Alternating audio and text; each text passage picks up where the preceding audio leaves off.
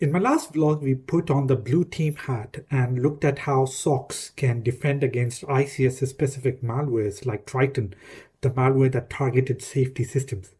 Today, we will wear the red team hat and walk through what OT red teaming really means for asset owners, operators, and OT defenders, and the key considerations before, during, and after a red teaming engagement.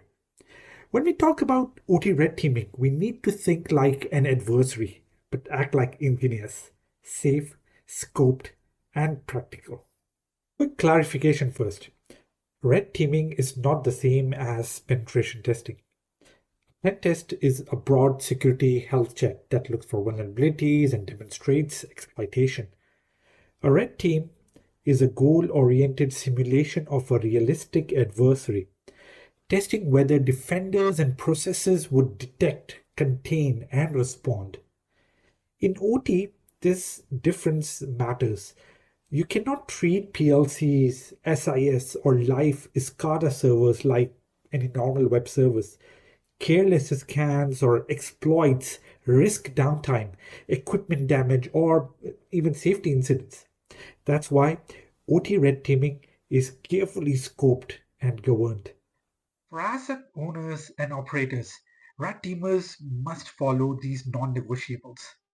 Number one, no unsafe writes or destructive exploits to life safety or control systems unless explicitly authorized. High-risk actions should be done only on a testbed or digital twin environment. Focus on high-consequence events that matter to operations, not just CVE counting. Demonstrate capability rather than actually causing an unsafe state in production. Include process safety engineers, control system SMEs, and operators in planning and rules of engagement sign-offs. If you want a meaningful red team exercise, the asset owners or the operators must provide the right inputs. Useful artifacts for OT red teamers include things like IEC 62440 risk assessment outputs, which includes risk register, asset inventory, security level targets. This shows what the organization already considers critical. Number two, CCE outputs, which are the consequence-driven cyber-informed engineering practices if your organizations employ one.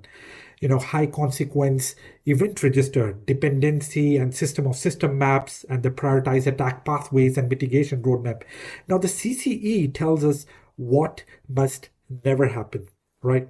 Number three, HAZOP or Cyber-PHA notes. Right now, this could include things like process or HAZOP nodes and hazard logs. When extended with a cyber lens, they identify process deviations that could be induced by attackers.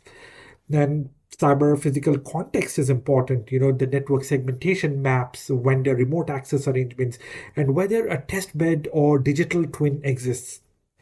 And finally, operational constraints. Who signs off rules of engagement? Which assets are explicitly out of scope? These need to be defined beforehand.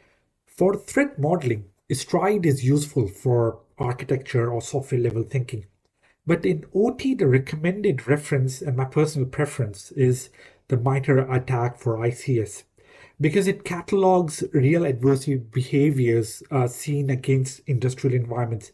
If the asset owner has prior attack mappings or detection rule inventories, provide them. They help the red team align emulation to your telemetry coverage.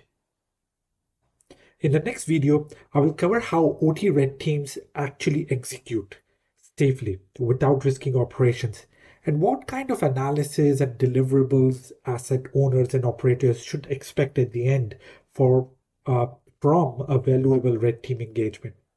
So stay safe, stay secure, and I'll see you in the next vlog. Peace.